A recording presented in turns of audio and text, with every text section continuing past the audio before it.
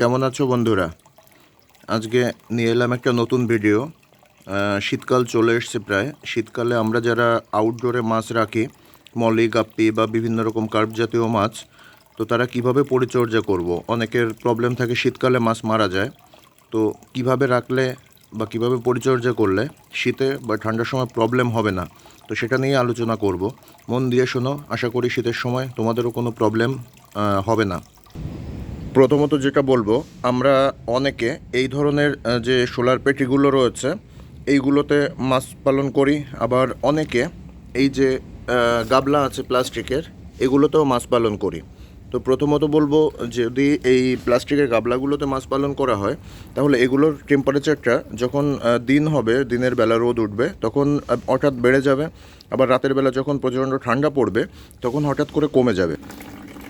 এতে করে মাছের প্রবলেম হতে পারে। প্রবলেম হবে, যেহেতু আমরা বাইরে হিটার ব্যবহার করব না, হিটার ছাড়াই রাখবো। তো এই জন্য বলবো, প্রথমত সবাই আমরা এই ধরনের যে সোলার পেটিগুলো আছে, এখানে আছে, এই যে দেখতে পাচ্ছ, এই ধরনের সোলার পেটিগুলো আমরা ইউজ করব। আর প্রতিটি সোলার পেটির সাথে এই উপরে যে ঢাকনাগুলো থাকে, এগুলো অবশ্যই রাখতে হবে। কেন রাখতে হবে বলছি। তো তার আগে বলি, সোলার পেটি অনেক সময় লিক থাকে, তার জন্য আমরা ভিতরে একটা প্লাস্টিক দিয়ে দিতে পারি। আর ভিতরে শীতের সময় বেশি বেশি করে প্লান্ট ইউজ করতে হবে। প্লান্ট, শ্যাওলা টাইপের যেগুলো রয়েছে, এগুলো আমাদের বেশি করে ইউজ করতে হবে। কেন? হঠাৎ দিনের বেলা যদি রোদটা বেশি হয়, তাহলে যাতে মাছগুলো এর মধ্যে লুকোতে পারে। এমন জায়গায় পেটিগুলো রাখতে হবে যেখানে দিনে অন্তত 2-3 ঘন্টা বা 4 ঘন্টা রোদ পড়ে, ডাইরেক্ট সূর্যের আলো পড়ে। তাতে কি হবে, দিনের বেলা জলটা কিছুটা গরম হয়ে থাকবে। আর যখন সন্ধ্যা হবে, যেহেতু সোলার মধ্যে মানে টেম্পারেচারটা আপ ডাউনটা কম করে, বাইরের টেম্পারেচারটা কম আসে, এই জন্য দিনের বেলা যখন রোদটা উঠবে, তখন যেহেতু রোদটা পড়ছে, জলটা গরম হচ্ছে। আর সন্ধ্যাবেলায় আমরা কি করব, পেটিগুলো এইভাবে ঢেকে দেবো। ঢেকে দিলে কি হচ্ছে, ভিতরে যে গরম জলটা থাকছে বা মানে নর্মাল টেম্পারেচারের যে জলটা থাকছে, রাতের বেলা যখন হঠাৎ করে ঠান্ডা আসবে, উপর থেকে ঠান্ডা বা সাইড থেকে ঠান্ডাটা আসতে পারবে না। এখনও যেহেতু সেইভাবে শীতকাল এসে পারেনি, তার জন্য এখনও আমি প্লাস্টিকের পাত্রগুলোতে রাখছি। কাল বেশ কিছু মাছ আসবে, তার জন্য আজকে সব জলগুলো সাইফুন করে নতুন কিছু জল দিচ্ছি। পুরো জলটা ফেলবো না, কিছু জলটা রেখেই দিতে হবে, পুরনো জল। তো সেই জন্য সাইফুনগুলো করা হচ্ছে। তো তোমাদের বলবো, যদি এই সিস্টেম অবলম্বন করতে পারো, তাহলে আমি শিওর তোমাদের কোনো রকমভাবে হিটারের প্রয়োজন হবে না।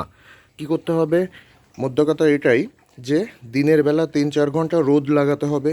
আর ডাইরেক্ট রোদে প্রবলেম না হয়, তার জন্য ভিতরে প্ল্যান্ট রাখতে হবে। এবার রোদ লাগানোর জন্য কি হচ্ছে, দিনের বেলা জলটা মানে কিছুটা গরম হয়ে থাকছে।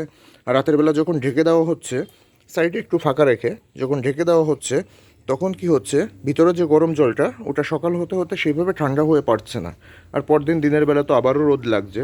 এইভাবে যদি তোমরা কন্টিনিউ করতে পারো, আশা করি ঠান্ডার যে প্রবলেমটা, শীতকালে আমরা অনেকে মলি, গাপ্পি বা ফাইটার মাছগুলো রাখতে পারি না, যে মাছগুলো আমাদের রাখতে সমস্যা হয়, তো সেগুলো রাখা নিয়ে আর কোনো রকম টেনশন হবে না। এমনকি ব্রিডিং করাতেও কোনো রকম প্রবলেম হবে না। আরেকটা ব্যাপার, ফাইটারের কথা বলবো। ফাইটারগুলো আমরা অনেকে বাইরে রাখি, বাইরে বলতে ছোট ছোট পাত্রগুলোতে রাখি, যেগুলো টেম্পারেচারটা খুব বেশি আপ ডাউন করে দিনের বেলা রাতের বেলা। তো তাতে ফাইটার মাছগুলো শীতকালে তো রাখা প্রায় অসম্ভব হয়ে পড়ে। তো তোমরা যদি একটা কাজ করতে পারো, এইভাবে সোলার পেটি নিয়ে, এর মধ্যে বেশি পরিমাণে জল থাকবে। প্রথম কথা হচ্ছে, পেটিতে ভর্তি জল থাকবে, তার মধ্যে এইভাবে পাত্রগুলো যদি ভাসিয়ে রাখতে পারো, তাহলে যেহেতু বেশি জলের মধ্যে থাকছে পাত্রগুলো, এই জলের টেম্পারেচারটা ঠিক ওইভাবেই মেনটেন করতে পারবে।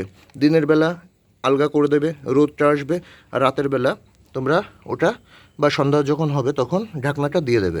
তাহলে কি হচ্ছে, যেমন ভিতরের এই জলটার টেম্পারেচারটা আপ ডাউন খুব বেশি করবে না, অর্থাৎ এই জলটার টেম্পারেচারটাও ঠিক থাকবে।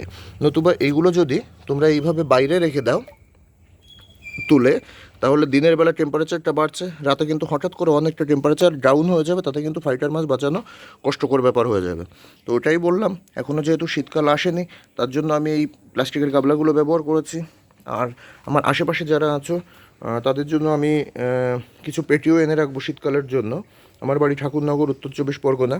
যদি কারো পেটির দরকার হয় খুব তাড়াতাড়ি, শীতের জন্য আমি কিছু পেটি এনে রাখবো। তো তারা পেটিগুলো কালেক্ট করতে পারো। আর খুব তাড়াতাড়ি আমি বেশ কিছু মাছের সেলিং আপডেট নিয়ে আসবো। আজকেও অনেক রকম মাছ আসবে। ওটা তোমাদের সাথে কী কী এলো না এলো কাল তোমাদের সাথে শেয়ার করব। আর বন্ধুরা, এই ধরনের ভিডিওগুলো আসতে থাকবে। তোমরা চ্যানেলটা সাবস্ক্রাইব করে দাও। আস্তে আস্তে আমার মাছের স্টকগুলো আরও বাড়বে। কীভাবে কি সেল হচ্ছে, কী রেট চলছে, বা বিভিন্ন মার্কেটের আপডেটগুলো তোমরা পেতে থাকবে। তো অর্থাৎ এই জন্য বলছি বন্ধুরা, তোমরা চ্যানেলটা সাবস্ক্রাইব করো। সাবস্ক্রাইব করলে আর লাইক কমেন্ট করলে আমার মোটিভেশনটা বাড়ে, আমার ভিডিও বানাতে আরও সুবিধা হবে। ধন্যবাদ, আজ এই পর্যন্তই। দেখা হবে পরের ভিডিওতে। ভালো থেকো, সুস্থ থেকো সবাই।